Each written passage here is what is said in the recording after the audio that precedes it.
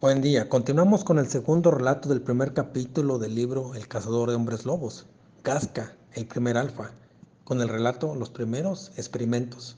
Saludos a todos y buen día. La nobleza en pláticas informales difundió este rumor a través de sus esclavos y sirvientes, quienes al escuchar las charlas secretas de sus amos se dieron cuenta de que lo que hablaba la gente era cierto, ya que los aristócratas lo mencionaban continuamente, narraban hechos detalladamente, daban datos, características y sobre todo reforzaban sus recreaciones imaginarias, previendo un posible ataque a los seres humanos, lo que daba certeza a la gente común para asegurar la existencia real de estas bestias. Pronto este remolino de información aterradora se extendió por todo el continente, complementado fortuitamente con los ataques de manadas de lobos y osos. Sin embargo, estos aumentaron considerablemente, inducidos por la mano de la nobleza que clandestinamente preparaba las masacres utilizando asesinos de ocasión, que luego silenciaban para que no quedara ningún rastro que lo responsabilizara. Nadie negaba que las muertes eran extrañas, por los detalles encontrados en las víctimas.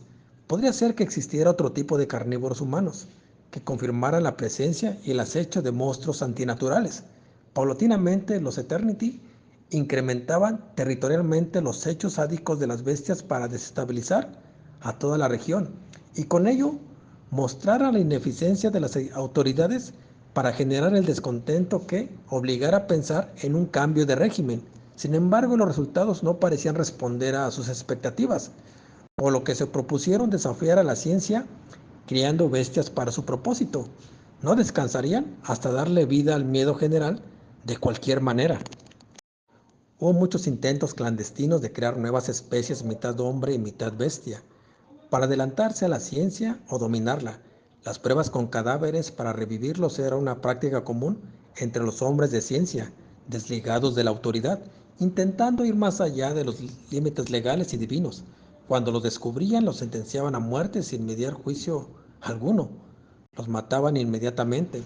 El deseo de luchar contra el orden institucional y contra los designios de Dios calaba entre los ateos que intentaban probar la mentira de la muerte, porque consideraban que los muertos solo dormitaban temporalmente y ellos con sus conocimientos podían despertarlos. No obstante, probarlo era demasiado peligroso por las leyes del hombre y demostrarlo sería causa de muerte por las autoridades civiles y eclesiásticas. Para la nobleza alejada de la doctrina cristiana, secretamente, todo este pensamiento irreverente contra Dios les beneficiaba porque podían hacer uso de los científicos en busca de desafiar la verdad eterna y a su vez convenía a sus propósitos. En otro tiempo los hubieran quemado o torturado hasta la muerte por blasfemos y herejes, orillados por la voluntad popular, pero ahora los necesitaban. Tal vez algunos de ellos lograrían revivir a los muertos y crear hombres lobos manejables. Con la idea en mente y decididos a seguirla hasta el final, se dieron a la tarea de analizar la forma idónea de regresar al poder sin arriesgarse, y tras varias reuniones diseñaron un plan que consistía en producir a pequeña escala seres híbridos, mitad hombre, mitad lobo, y otros animales que impusieran miedo. Por supuesto, sembrarían el pánico y la incertidumbre en sus inicios para terminar masacrando a cierta parte de la población, demostrando su invencibilidad y crueldad sin límites. Al final ellos saldrían a controlar el problema. La población aterrada y fascinada por estas criaturas les ayudaba a sembrar el miedo en todo momento. Ahora era el instante de cumplir sus temores perpetuando algunos homicidios extraños, con rastros contundentes de la intervención de monstruos. Quizás tardarían en diseñar a los asesinos, pero el ambiente era propicio para que surgiera algo desconocido que alterara el orden social y político para su beneficio. Si conseguían su objetivo, tras un tiempo de oscuridad y muerte, los grandes varones entrarían para resolver la situación extinguiendo o al menos controlando a esta nueva plaga de seres terroríficos. A pesar de ser un proyecto increíble, decidieron llevarlo a cabo. Lógicamente contratarían personal especializado en diversas áreas científicas que aportaran sus conocimientos a su causa. Hasta sus oídos llegaban las increíbles y terroríficas historias de hombres lobos, vampiros y otros seres que eran el centro de toda plática.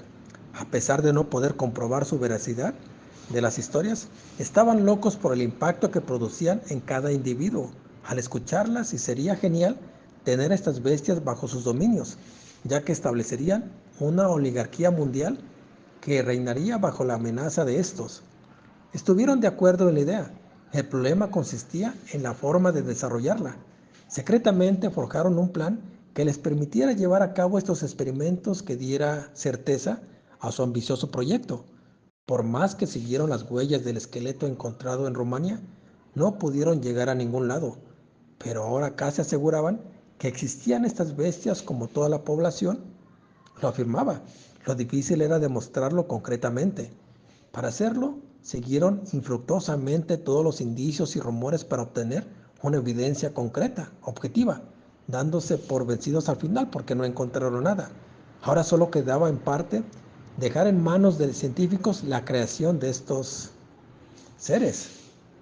Y la otra parte se destinaría a investigar las maldiciones de brujas o brujos. Podría ser que el cadáver encontrado fuera el resultado de esto, y saber el nombre de quien lo logró o pudo hacerlo era esencial para encargarle el trabajo con ciertos detalles. Entonces comenzaron con la logística. Primero eligieron un lugar adecuado para establecer los centros de investigación donde trabajarían los hombres de ciencia. Estos estarían bajo su tutela permanente, pues era necesario mantener total discreción para ejecutar todo lo contemplado con éxito, o al menos que esto pudiera mantenerse alejado incluso de rumores. Luego se dispusieron a analizar todas las condiciones climáticas y de seguridad que les diera la confianza y margen total para trabajar en tiempo y forma. Por supuesto, actuando en silencio, fuera de toda observación y sospecha. Después de analizar varios lugares, eligieron Escandinavia, un país excepcional donde tendrían lugares extremadamente fríos, inhabitables e inaccesibles para toda la población. Ahí desarrollarían sus actividades sin molestia alguna.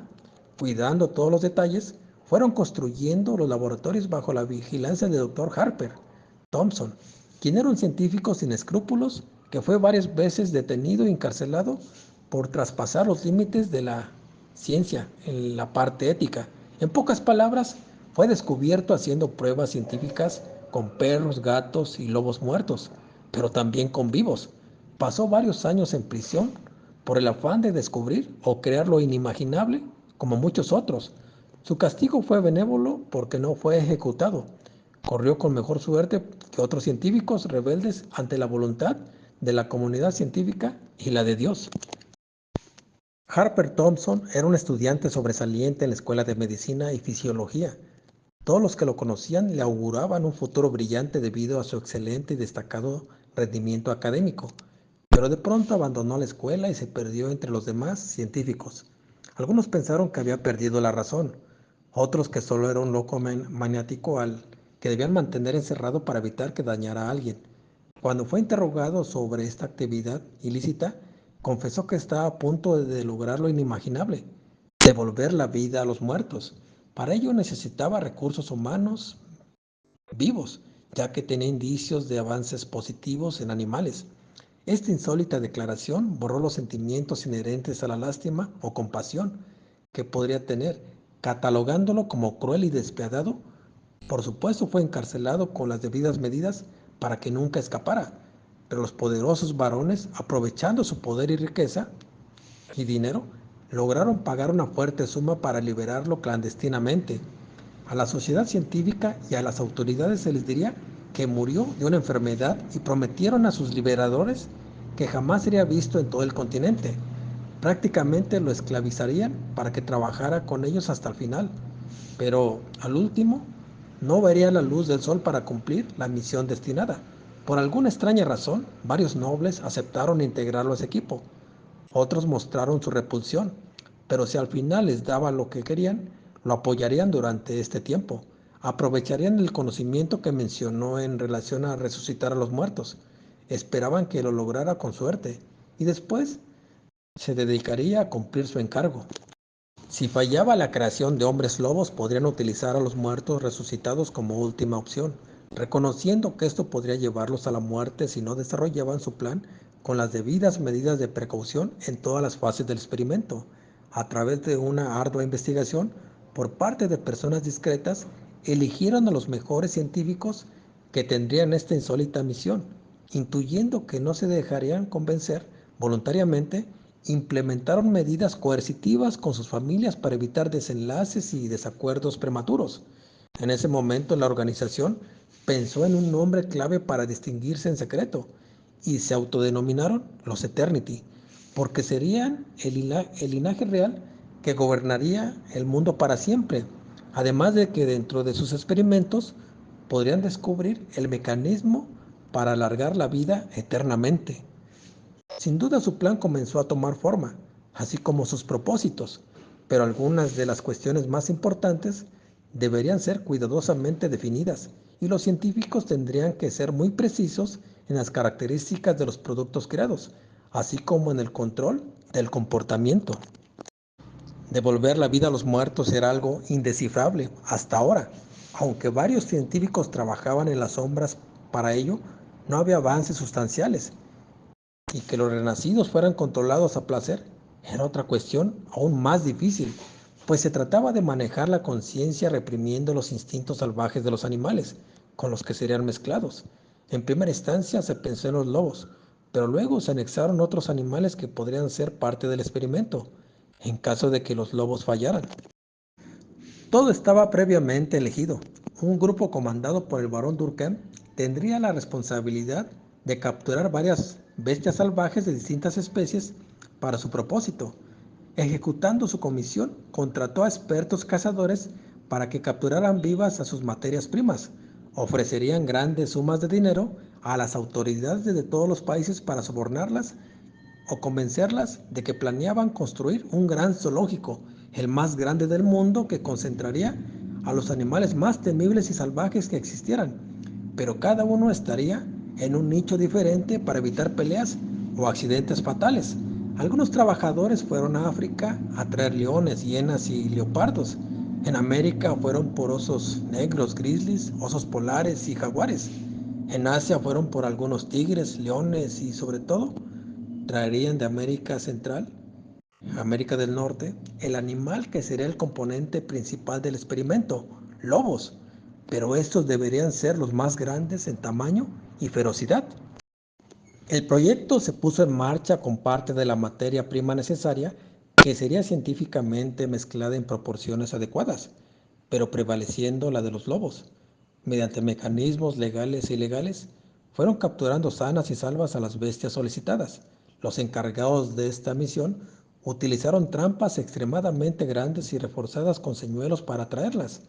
No era fácil enjaularlas y transportarlas en barcos y grandes carretas, pero disponían del dinero necesario para corromper a quien se opusiera o apartarlos mediante presiones legales o ilegales. Una vez elegido el lugar para sus experimentos, poco a poco la mercancía fue llegando estratégicamente a lugares deshabitados para llevarlos al campo de experimentos. También algunos miembros de los Eternity fueron adentrándose en este extraño y misterioso país, rodeados de niebla y frío extremo para corroborar la ejecución de su plan y sobre todo su efectividad. Harper, el líder de la parte práctica, previamente diseñó una larga lista de científicos de diversas áreas para analizar, contrastar o complementar todo lo que se necesitara para alcanzar sus fines. Sin duda, todas las áreas disciplinarias estaban contempladas para tener éxito: fisiólogos, veterinarios, médicos, electricistas, químicos, biólogos, etc. Al final, todo fue perfecto en tiempo y forma. Los hombres de ciencia comenzaron a crear sus hipótesis y a debatir sobre ellas para llevarlas a cabo. Todos estuvieron de acuerdo en trabajar con cadáveres en primera instancia, para no ocupar individuos vivos y atraer a las autoridades por lo mismo. En contubernio con los sepultureros y algunos agentes de la ley local, comenzaron a conseguir todo lo que necesitaban. Su método consistía en aplicar descargas eléctricas a los cadáveres para revivirlos, pero la sociedad, al enterarse, no consintió esa propuesta y de inmediato les ordenaron otra metodología más rápida que lograra todo lo que esperaban. Revivir a los muertos solo era el principio. Al final no sabrían si tendrían conciencia o si obedecerían. Desechando esta forma de dar vida, sugirieron utilizar otro método que contemplara todo, volver a la vida como bestias y saber si tenían sentido de obediencia o no. Bajo esta condición, los científicos de inmediato se pusieron a trabajar, teniendo como primer conejillo y prueba el cuerpo de Gastón Enaceu, conocido en el bajo mundo como Gasca. Este era un despiadado asesino de gran estatura y gruesa complexión. Cuando fue ejecutado, solicitaron inmediatamente el cuerpo. Los científicos se apresuraron a afeitarlo para localizar venas y arterias en el cuerpo aún fresco. Sabían que no sería reclamado porque un criminal de este tipo sería castigado con la muerte en la horca. Luego sería quemado para enviarlo al infierno por sus crueles crímenes. Así que tras ser ahorcado y tener unos 10 minutos a la vista de los testigos para comprobar su muerte, Harold y Travis lo bajaron de inmediato. Ágilmente lo sacaron por un pasadizo y lo subieron a una carreta donde viajaron aproximadamente 5 kilómetros para supuestamente incinerarlo. En ese lugar los esperaba un equipo de la sociedad secreta que se lo llevó a caballo, pero dejando cenizas y huesos calcinados en su lugar para probar su condena al infierno. Viajaban entre brumas y una oscuridad sofocante, lo más rápido que podían los que llevaban el cuerpo, porque el camino sinuoso les dificultaba ir con mayor rapidez para que el cuerpo no se enfriara. Tardaron unas 4 horas en llegar al lugar indicado. Temían que la ley lo descubriera porque sería su muerte por sacrílegos, pero todo estaba previamente dispuesto para que esto no sucediera. Durante el camino escucharon el aullido de una manada de lobos, pero iban armados y no tendrían problemas si los atacaban. Utilizarían sus pistolas solo si era necesario para evitar hacer ruidos que llamaran la atención de la policía. Cuando llegaron al lugar, bajaron inmediatamente el cadáver llevándolo a través de un laberinto de cuevas invisibles a primera vista, pero conectadas entre sí. Solo depositaron el cuerpo sobre una cama metálica y se retiraron de inmediato. Como regla general, ni un equipo ni otro tendrían que conocerse para reducir problemas o generar una comunicación afectiva que los obligara a callarlos para siempre. Esta es la segunda parte del primer capítulo del libro El cazador de hombres lobos. Casca, el primer alfa. Espero que lo hayan disfrutado y esperemos el tercero que narraremos a continuación.